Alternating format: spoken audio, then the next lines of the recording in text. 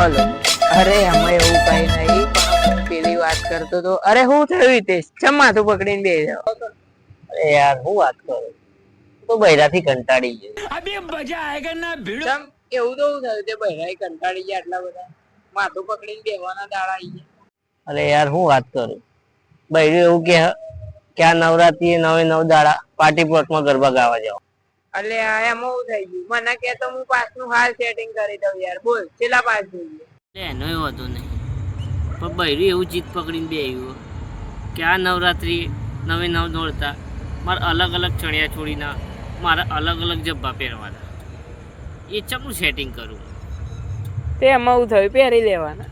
એટલે એનો એવો હતો નહીં, પણ નવરાત્રી આવે 22 તારીખે અને મારો પગાર આવે 10 તારીખે. હું કરું સેટિંગ તો ચમનું કરું?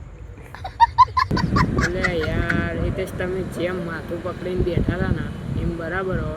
મને કોલેજમાં મેં વેલણ મારી હાથમાં, બરોબર?